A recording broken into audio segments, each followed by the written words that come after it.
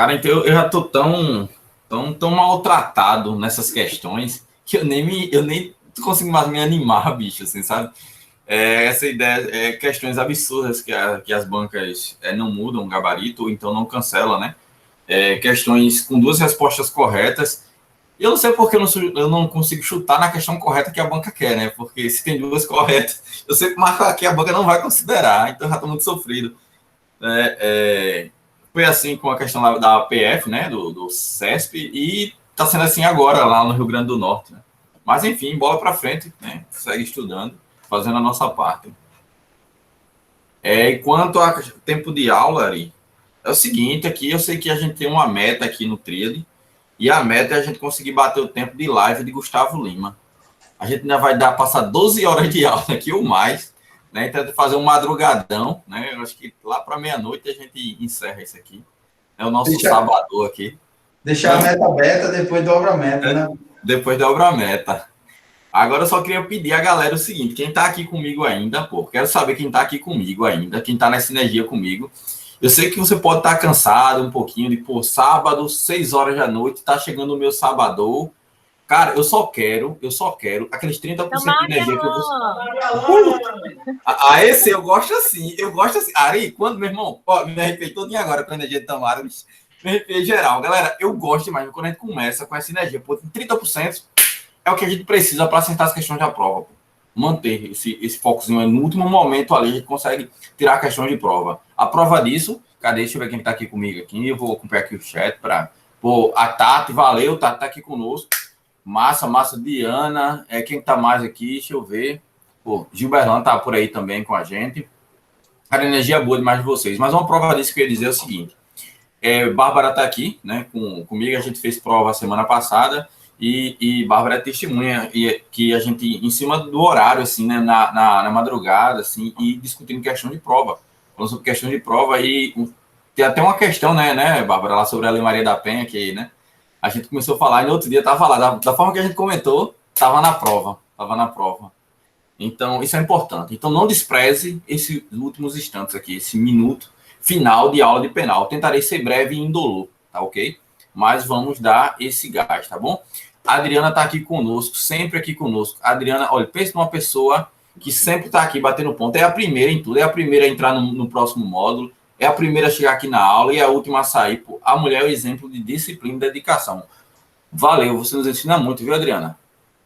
Então vamos começar a aula de penal, né, pessoal? Vamos deixar de começar besteira.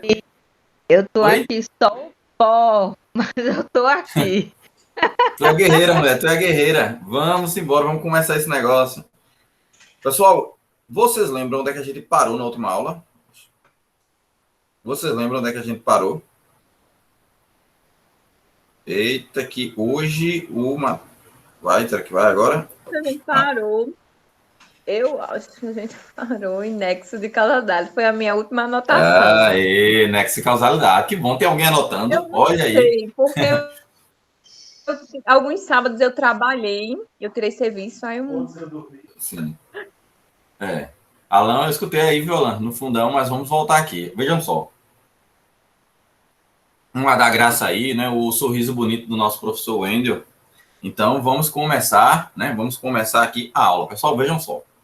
A gente parou em nexo, mas eu quero que vocês rememorem comigo algumas coisas para a gente seguir numa linha lógica, tá ok? Quem perdeu a aula, como isso aqui é só uma revisão rapidinho para a gente chegar no assunto que nós desejamos, você vai lá nas aulas que está no Drive, vai assistir as aulas gravadas, vai ler o material, vai resolver as questões, tá? Mas para que você não tenha um déficit completo ou você que já esqueceu de alguma coisa, eu vou rememorar alguns pontos principais com vocês, tá ok? Vamos combinar assim? Ó, vamos lá. Eu falei para vocês, nós estamos tratando, na verdade, da teoria, né? Teoria do crime. Estamos tratando sobre o conceito de crime, o conceito analítico, que é aquele conceito que estuda as estruturas do crime. As estruturas do crime. É um conceito que olha, que observa as estruturas que compõem o crime.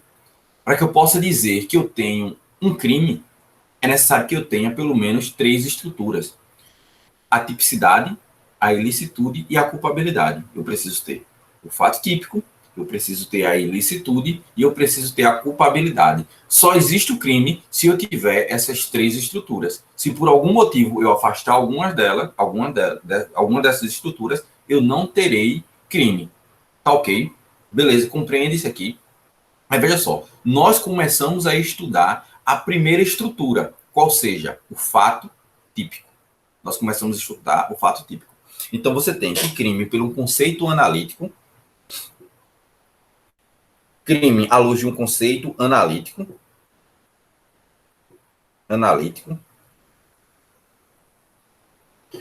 tomando por base a teoria tripartite, ou tripartida, que é aquela que divide o crime em três substratos, né? Em três elementos. Eu tenho que crime, ele é um fato típico,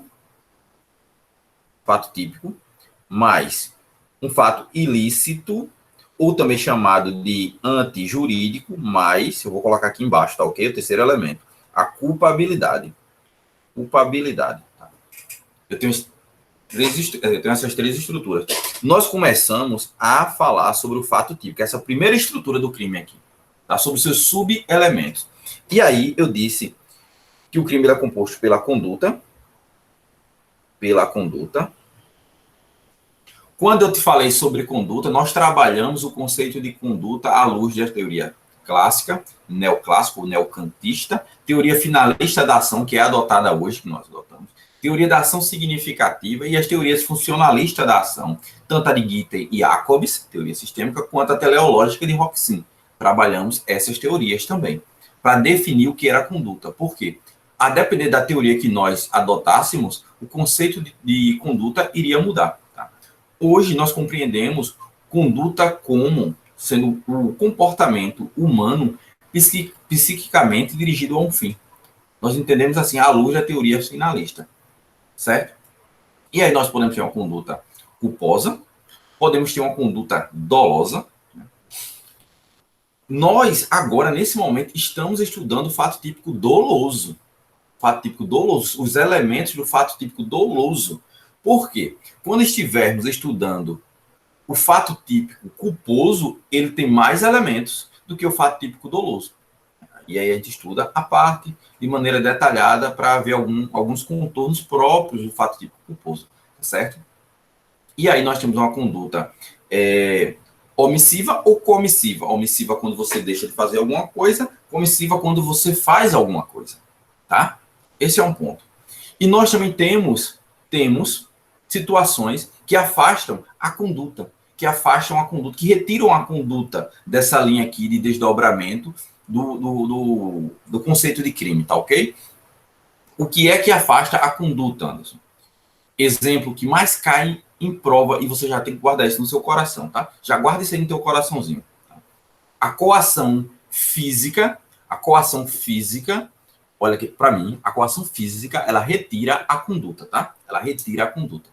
Porque imagine, aqui, por exemplo, que eu pego a mão de Wendel, seguro a mão de Wendel, o Wendel empunhando uma faca, e eu obrigo o Wendel a esfaquear o meu desafeto. Veja só, o Wendel ele não tem vontade, ele não quer, mas eu forço, né, com a minha força, que suplanta a força de Wendel e faço com que ele realize aquela conduta.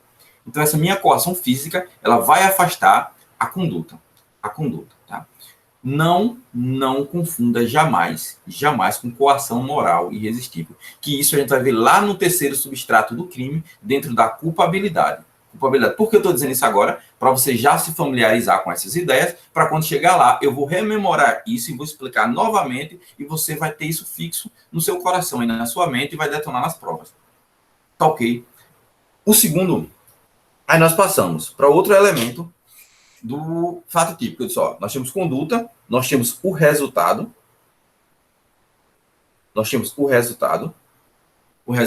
que pode ser um resultado jurídico ou naturalístico. Poxa, Anderson, explicarei com muito carinho para você, veja só. Resultado naturalístico é aquela alteração que acontece no mundo fático. Aquilo que acontece no mundo fático. Por exemplo, quando a gente fala que houve um homicídio, aconteceu uma morte, houve uma alteração no mundo fático, que todo mundo consegue perceber, não é? Quando eu falo que houve um crime de dano, você consegue identificar a alteração no mundo fático que houve, seja na destruição do objeto, né, enfim. Já o resultado naturalístico, ele é uma violação ao ordenamento jurídico, é um descumprimento do direito, digamos assim. Então, o que eu quero que você observe nessa, o que é que você guarde nisso aqui, eu quero que você guarde aí. Se tiver de anotar, anote isso. Não existe crime, não existe crime sem resultado jurídico. Não existe crime sem resultado jurídico. Existe crime sem resultado naturalístico? Sim, existe crime sem resultado naturalístico. Mas não existe crime sem resultado jurídico, tá ok? Então, se vem aí uma prova perguntando, Bárbara, é possível que exista um crime sem resultado? Se for uma prova oral, ela vai responder, depende, excelência. Por quê? Se for resultado naturalístico, é possível, plenamente possível. Mas se for um resultado natural, se for um resultado jurídico, não. Tem que ter ao menos o resultado jurídico. Tá ok? Guarde isso, tá ok? E nós temos também o terceiro elemento do fato típico, que é o nexo causal. Ou nexo de causalidade. Nexo causal, ou nexo de causalidade, ou relação de causalidade, como preferiu o Código Penal lá no artigo 13. Relação de causalidade. Relação de causalidade. O que é relação de causalidade, Anderson? Se eu realizo uma conduta e essa conduta produz um resultado, o que liga a minha conduta ao resultado é o que nós chamamos de nexo de causalidade. Tá? É o que nós chamamos de nexo de causalidade. E nós temos algumas teorias para explicar o nexo de causalidade. Mas, se você tiver que rememorar algo, se você tiver que guardar algo no seu coraçãozinho, guarde que o nosso Código Penal, lá no artigo 13, caput, ele adota a teoria da conditio sine qua non. Teoria da conditio sine qua non. Condição sem a qual o resultado não teria ocorrido. Tá? E aí a gente vai buscar identificar o que é causa do resultado. Causa é tudo aquilo, e veja só, causa é tudo aquilo que influencia na produção do resultado. Ou seja, se eu retirar aquele determinado evento da linha de desdobramento causal, o resultado ele não acontece ou acontece de maneira diversa. Tá? Então, o que é que você faz, por exemplo? Vamos lá identificar, porque a gente precisa identificar causa eficiente, a gente precisa identificar a causa para que a gente não venha imputar objetivamente a alguém um fato tipo criminoso, né? Enfim. Então, veja só.